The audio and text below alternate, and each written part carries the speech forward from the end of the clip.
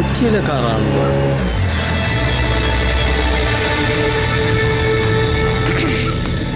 Stop stop, ഇറങ്ങി വരണം. പുറം നാട്ടുകാർക്ക് മലാക്ക കോളനിയിലേക്കുള്ള പ്രവേശനം ഇതുവരെ ഉള്ളൂ. സാർ ആരാ, ഏതാ, എന്തിനാ, എവിടുന്നാ? ഞാൻ കൊച്ചിയിലെ നൈനാൻസ് ഫൈനാൻസിന്റെ മാനേജർ രാജൻ മേനോൻ. ശരവണ്ണനെ കാണാൻ വന്നത്. എന്താ കാര്യം? അതൊരു പേഴ്സണൽ മാറ്ററാ.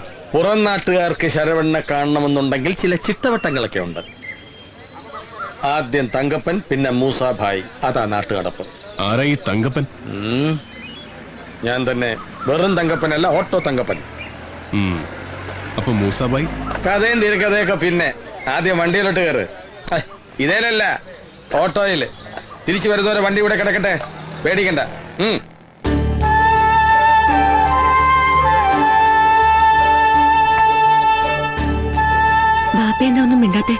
ഒരു വർഷത്തേക്കാ കോൺട്രാക്ട്. പിരിച്ചെടുക്കുന്ന തുകയുടെ 30% കമ്പനി തരാമെന്നാ പറയുന്നത്. അഡ്വാൻസ് കുറഞ്ഞത് കൊണ്ടാണെങ്കിൽ കൂട്ടി തന്നേക്കാം. അതല്ല, ഓനോട് ചോദിക്കാതെ പെട്ടെന്നൊരു തീരുമാനം പറയാൻ കഴിയൂല. മൂസാഭായ് പറഞ്ഞാൽ ശരവണൻ കേൾക്കും. ഏതായാലും നമ്മളൊന്ന് സംസാരിക്കട്ടെ.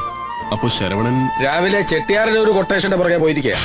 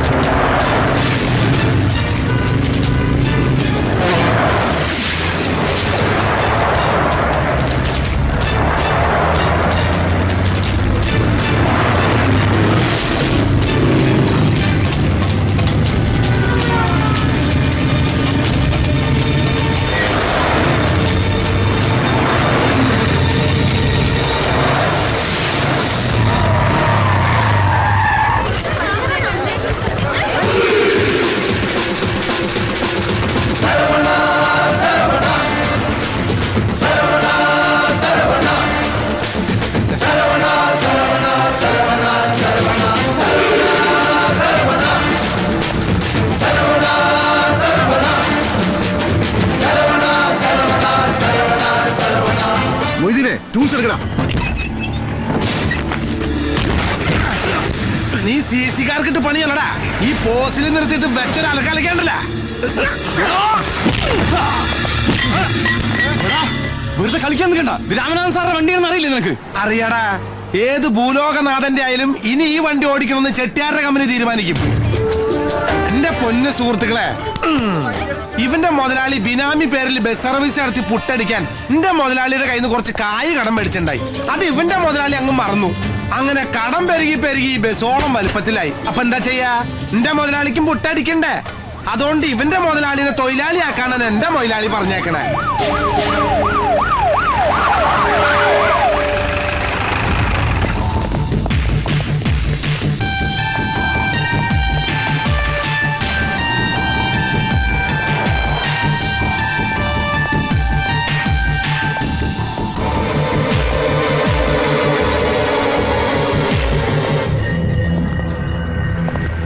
പട്ടാപ്പകല് ട്രിപ്പ് നടത്തുന്ന ബസ് പിടിച്ചെടുക്കാൻ നീ ആര്? RTO, regional transport officer?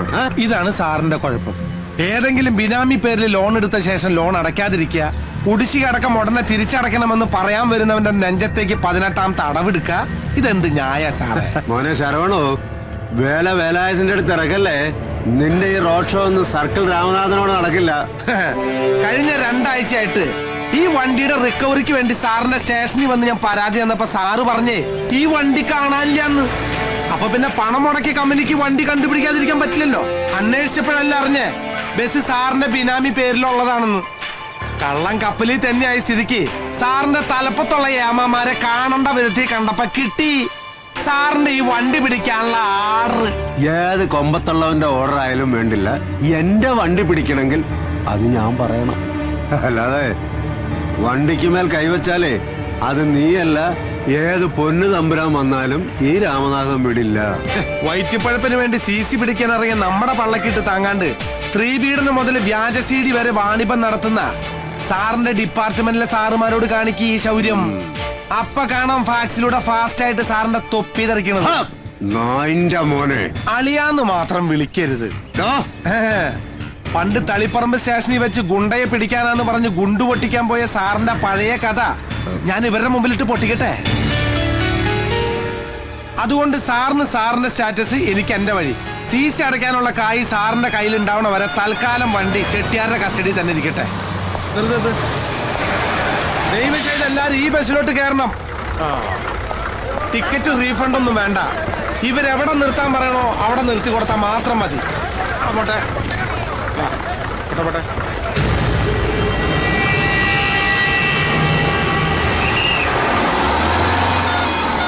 സുബൈർക്ക, വണ്ടി എടുക്ക.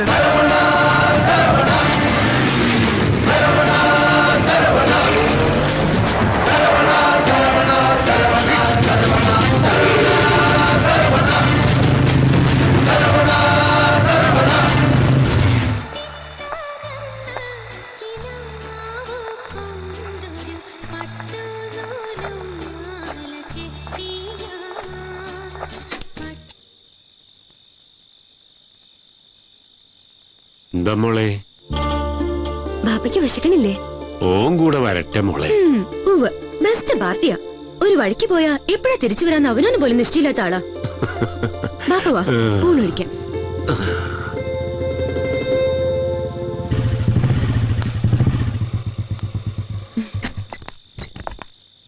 എന്താ മൂസൊക്കെ കാണണമെന്ന് പറഞ്ഞേ? അത് കൊച്ചിയിലെ 99 ഫൈനാൻസിൽ നിന്നും ഒരു കൊട്ടേഷൻ വന്നിട്ടുണ്ട്. ഇത്തരം ഒരു ജോലിക്ക് നിന്നെ വിടാൻ താല്പര്യണ്ടായിട്ടല്ല. പക്ഷേ അനക്കറിയാലോ ഇവിടുത്തെ ബാധ്യതകളും പ്രശ്നങ്ങളൊക്കെ. വലിയൊരു തുകയാ അവര് തരാന്ന് പറയണത്. കേട്ടിടത്തോളം തരക്കേടില്ല. ഇത്രയും ദൂരം നിങ്ങളെ തനിച്ചാക്കി പോവാന്ന് പറഞ്ഞാൽ അത് വേണ്ട. അത്യാവശ്യം ജീവിക്കാനുള്ളതൊക്കെ ഇവിടെ പണിയെടുത്താലും കിട്ടും മൂസാക്ക. എത്ര കാലം എന്ന് വെച്ചാ അജ്ജ് ഇങ്ങനെ കഴിഞ്ഞുകൂടുക? അനക്കും വേണ്ട ഒരു വീടും കൂടിയൊക്കെ.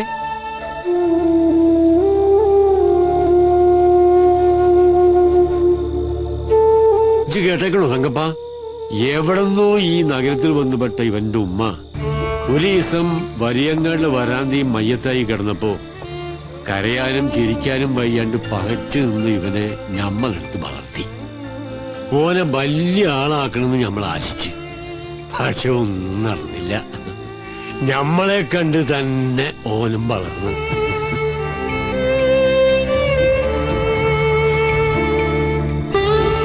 എടോ, ഞമ്മടെ കാലം കഴിഞ്ഞാ പിന്നെ അനക്ക് ആരാടോ ഉള്ളത്?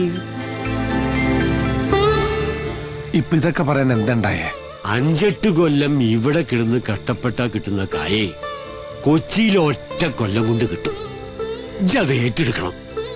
അത്യാവശ്യം ജീവിക്കാനുള്ള ചുറ്റുപാടൊക്കെ ആയി കഴിഞ്ഞാൽ പിന്നെ ഇതൊക്കെ നിർത്തി സ്വന്തമായിട്ടൊരു വീടും കുടിയായിട്ടേക്ക് ജീവിക്കണത് ഈ മൂസാക്കയ്ക്ക് കാണണം. മൂസാബായുടെ ഈ ആഗ്രഹം നീ നിറവേറ്റി തരൂലേ? മൂസാക്ക പറഞ്ഞാലും കാര്യമുണ്ട്. ഈ തല്ലും കുത്തുമൊക്കെ ചോരയും നീരും ഉള്ളപ്പോഴേ നടക്കും. ഒന്ന് അടി തെറ്റിയാ ഒരുത്തനും കാണില്ല രക്ഷയ്ക്ക്. ഉള്ളപ്പോ ഉണ്ടാക്കിയില്ലെങ്കിൽ പിന്നെ ദുഃഖിക്കേണ്ടി വരും.